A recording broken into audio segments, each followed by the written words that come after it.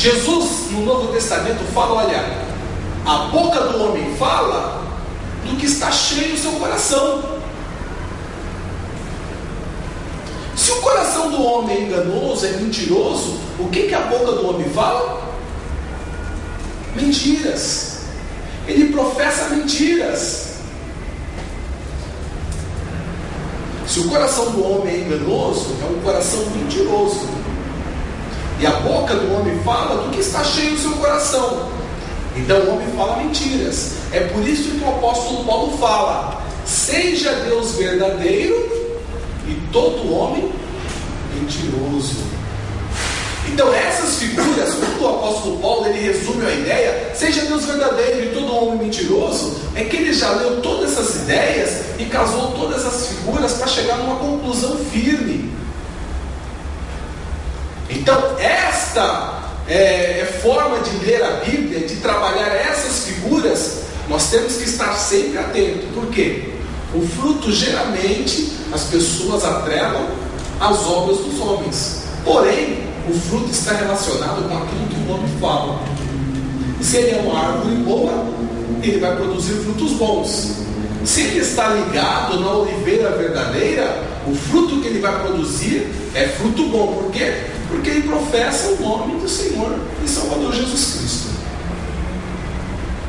As figuras são complementares, irmãos. Todas as figuras, elas se complementam. Então nós estávamos trabalhando a figura do fruto. Agora nós vamos dar uma ilustrada nisso, uma figura que nós estudamos na aula passada. Na aula passada nós trabalhamos a porta estreita e trabalhamos uma porta larga. Da porta estreita nós tínhamos um caminho estreito, e da porta larga nós tínhamos um caminho largo. Na aula passada nós conseguimos demonstrar que a porta estreita é Cristo. Conseguimos demonstrar também que a porta larga é Adão. Quando os homens entram neste mundo, eles entram por Adão. Os irmãos estão lembrados dessa aula? Os homens entram por Adão. E eles seguem por um caminho de perdição.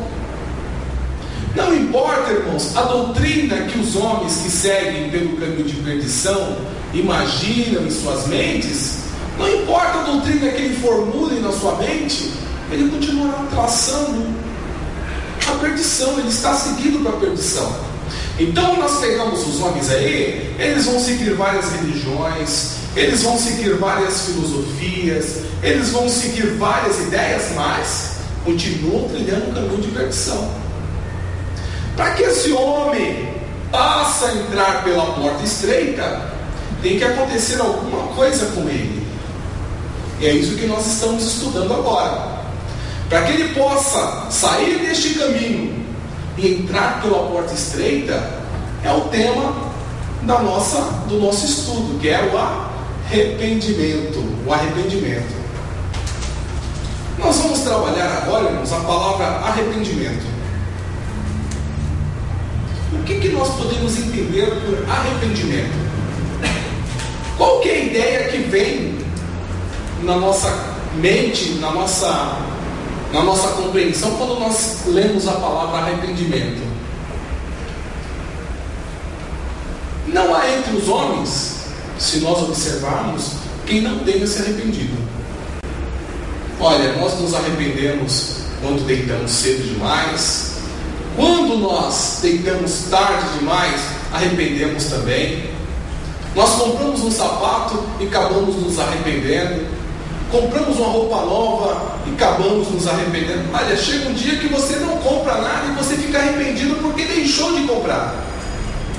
Então observa que o arrependimento é uma questão própria a todos os homens. Nós, como homens, estamos nos arrependendo das nossas ações a todos os dias. Isso não refere tão somente com as questões criminais. Tem aquelas pessoas que praticam um crime e logo em seguida, meu Deus, eu me arrependo. Tem outros que praticam um crime e depois ele é preso. Quando ele é preso, ele se arrepende. Tem outros que cometem um crime, é preso e continuam presos sem se arrepender. Então, conceito de arrependimento bíblico? Qual que é a ideia de arrependimento bíblico? Qual é a ideia de arrependimento para a salvação? Há muitos que colocam que, olha, para arrepender para a salvação não basta sentir um remorso. Olha, se você teve um remorso, isso não significa que é o arrependimento. O arrependimento tem que ser algo produzido lá dentro que muda toda a sua concepção de mundo. E tem outros que passam a dizer que o arrependimento é uma lamentação. Você se lamenta daquilo que aconteceu. Será que o arrependimento é um simples lamentar? Ou é um simples remorso? Outros falam que o arrependimento é abandonar o pecado. Outros colocam que o arrependimento está relacionado a se converter a uma religião. Outros dizem que o arrependimento é uma mudança na sua vida. É você dar um retorno de 180 graus. Então tem vários conceitos acerca de arrependimento. Várias ideias acerca de arrependimento. Tem outros que falam que é contrição, que é culpa aceita, lamentar o erro, reformular a sua atitude. Mas quantas vezes o homem deve se arrepender? Ele se arrepende uma vez para a salvação? Ou ele tem que estar continuamente se arrependendo? É todo dia que acontece o arrependimento na vida do cristão? O arrependimento se dá com relação a uma conduta futura ou uma conduta passada? Então eu cometi um ato no passado, eu me arrependo hoje. Puxa, estou arrependido, eu sou um cristão. Não, olha, eu me arrependo de algo que eu vou cometer no futuro. Então eu sou um cristão agora. Então é esse conceito que nós vamos ter que abstrair. Nós vamos ter que entender qual é o conceito de arrependimento. A palavra arrependimento, irmãos, é uma palavra grega que significa mudança de pensamento, mudança de conceito, mudança de ideia, mudança de mentalidade, mudança de concepção, mudança de opinião. Então esta palavra no original ela tem essa concepção. Ou seja, muitas obras antigas, se nós pegarmos aí algumas obras antigas de Aristóteles, Platão, que são homens que escreviam na antiguidade, todas as vezes que eles utilizavam a palavra metanoia, eles usavam nesse sentido, mudança de concepção, mudança de ideia. Só que houve, irmãos, um evento e as pessoas pegaram o Velho Testamento, que era escrito em aramaico e em hebraico, e traduziram para o grego e compuseram a Septuaginta. E na Septuaginta, a palavra metanoia era utilizada como mudança de ideia, mudança de concepção, mudança de ideia acerca de uma matéria específica. Um exemplo disso nós temos em Provérbios 20 e 25.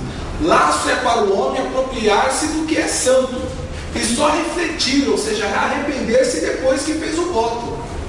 Então a pessoa, ele foi lá e fez um voto: olha, isso daqui é para Deus. Aí depois ele se arrepende, ele acaba lançando mão daquilo. Não vou dar mão porque eu fiz o voto, agora é meu, não, puxa, eu não pensei direito. Ou seja, ele se arrependeu, ele mudou de ideia.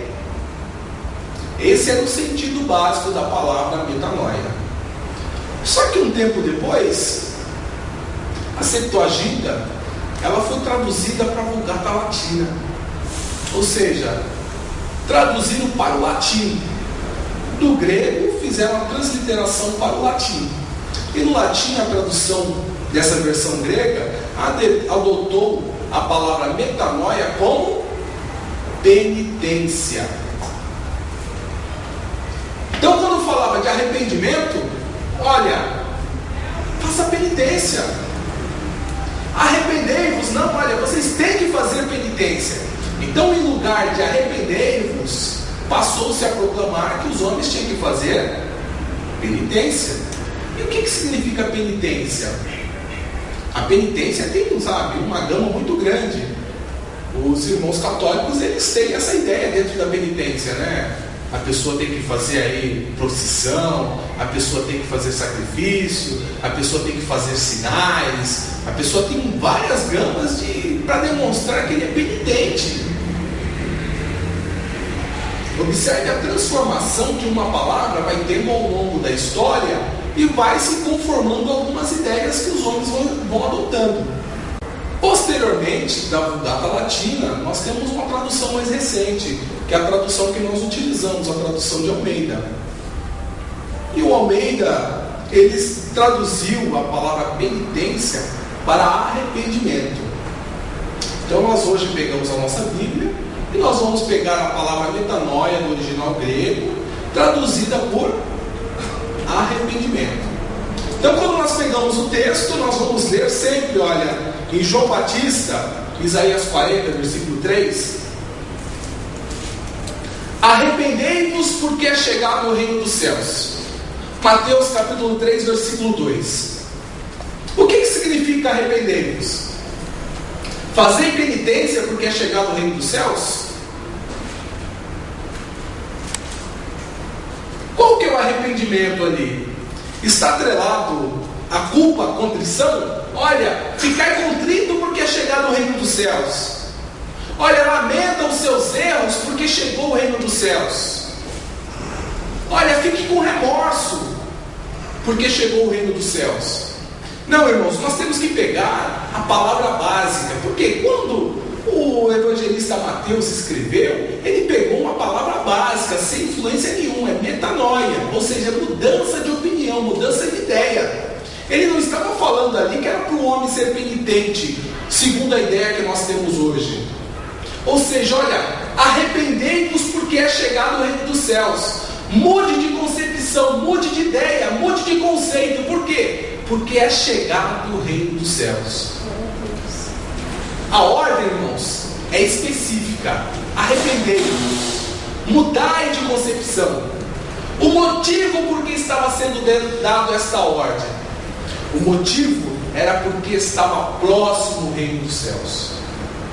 O motivo ali não está referindo-se às condutas que os fariseus e os escribas possuíam. Não está referenciando a religião dos fariseus. Não, está falando, olha, você deve mudar de concepção. Por quê? Porque agora chegou o reino dos céus. O reino dos céus está entre nós. A mensagem que João Batista está transmitindo é uma mensagem universal. Ele não está falando simplesmente para o ciclo fechado dos judeus. Por quê? Nós não lemos lá, olha, sou eu que crio o fruto dos lábios, paz, paz, paz, tanto para aqueles que estão longe e tanto para aqueles que estão perto. Então, olha, a mensagem que João Batista está trazendo é uma mensagem universal. E é uma mensagem que demanda urgência. Arrependidos por quê? Porque é chegado o reino dos céus. Quem estava para chegar? Que João Batista estava anunciando, que João Batista era o arauto. Estava chegando o Cristo entre os homens, né, irmãos? Então nós temos Cristo se apresentando entre os homens. Olha, vocês devem mudar a concepção de vocês, por quê? Porque agora chegou o reino dos céus. João Batista, ele era um observador. Então, irmãos, nós vamos observar agora Mateus capítulo 3, porque nós vamos trabalhar todo esse texto de Mateus. Como a nossa aula é de interpretação bíblica, nós temos que nos ater especificamente aos textos bíblicos.